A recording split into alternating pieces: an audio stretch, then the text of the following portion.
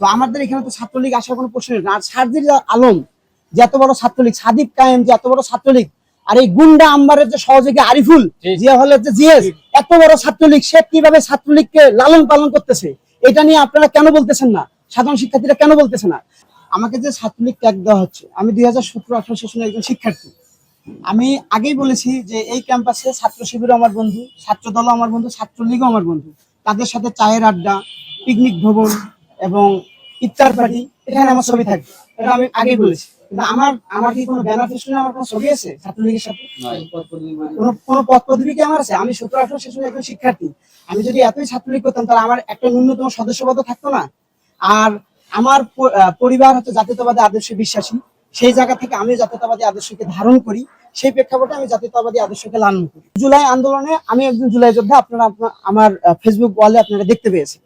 আমরা জুলাই আন্দোলন করতে গিয়েছি, আমরা আবার পড়াশোনার টেবিলে ফিরে এসেছি। আমরা ফুটেজ খাওয়ার জন্য মিডিয়ার সামনে আর যাইনি। আনাস ভাইকে একটি ছবির মাধ্যমে ছাত্রলীগ বানানোর ব্যর্থ চেষ্টা করা হলেও আমি জানতে চাই আমাকে কোন প্রেক্ষাপটে আমাকে ছাত্রলীগ বানানোর চেষ্টা করা হলো। আমি আপনাদের সকলে জানাতে চাই যে 5 আগস্ট 2024 বাংলাদেশ থেকে ফ্যাসিস্ট খুনি হাসিনা এবং তার সকল অঙ্গ সংগঠন বিদায় নিয়েছে এবং আমি রাজশাহীতে প্রথম স্থায়ীভাবে থাকার জন্য রাজশাহীতে এসেছি 19 সেপ্টেম্বর 2024 এবং আমার ক্লাস শুরু হয়েছে 2024 সালে 22 সেপ্টেম্বর থেকে।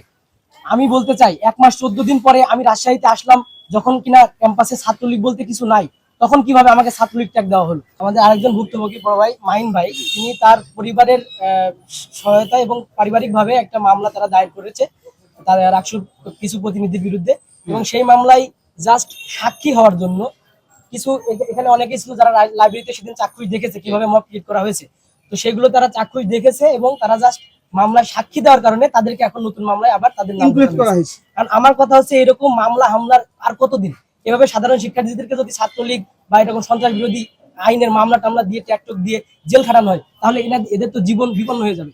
এবং আমি আরেকটা তথ্য অ্যাড করতে চাচ্ছি, আপনারা এবং সালাউদ্দিন আম্মারের যে বট ফোর্স আছে তাদের বিরুদ্ধে আমি বলতে চাচ্ছি, আপনারা আমার অতীত সহ আমার পরিবারের অতীত সবকিছু আপনারা ঘেটে দেখতে পারেন। যদি কোনোভাবে আমি এবং আমার পরিবারের সদস্যদের কারোর ছাত্রলীগ, যুবলীগ, আওয়ামী লীগ বা যে কোনো ধরনের ফ্যাসিস্টের অঙ্গ সংগঠনের সাথে যদি কোনো সম্পৃক্ততা প্রমাণ দিতে পারেন তাহলে আমি নিজে নাকে খদ্দের রাজশাহী বিশ্ববিদ্যালয় থেকে বের হয়ে যাবো এবং সালাউদ্দিন আমাদের পায়ে ধরে ক্ষমা চাইবো। আমাদের বিরুদ্ধে যে এলিগেশনটা দেওয়া হচ্ছে যে আমরা রাকসু ভবনে গেছি, রাকসু ভবনে হামলা করেছি, ভাঙচুর করেছি, ত্যান করেছি, কিন্তু আপনারা সালাউদ্দিন আম্মারের একটা ভিডিও কাটিং দেখতে পাবেন। আমি গতকাল বের হওয়ার পরে দেখলাম উনি নিজে বলছে যে তারা আসছিল, তাদেরকে আমরা মেরে বের করে দিয়েছি, তাদেরকে আমরা উল্টে মেরেছি। তো তারা সে একই সাথে এই সমস্ত কথা বলছে, তিনি একই সাথে ভিকটিম কার্ডও খেলছে, তিনি একই সাথে মামলাও করছে। তিনি কি শুরু করেছে আসলে? তাকে যে কিছুদিন আগে ছাত্র দলের ভাইরা যে পাগল বা উন্মাদ বলে আখ্যা দিল, আমার তখন মনে হচ্ছে সেটাই সত্য। আমাকে কোন হিসেবে তারা ছাত্রলীগ ট্যাগ দিল? আমি প্রথম বর্ষ থেকে এসে 2023 সাল থেকে আমি ছাত্র দল করি এবং আমি একজন জুলাই যোদ্ধা। আমি জুলাই আন্দোলনে রাজশাহী বিশ্ববিদ্যালয়ে অংশগ্রহণ করেছি। আমার এই বিষয়ে আমি যে ছাত্র দল করতাম 2023 সাল থেকে, এর বিষয়ে আমার কাছে অকাট্য প্রমাণ আছে।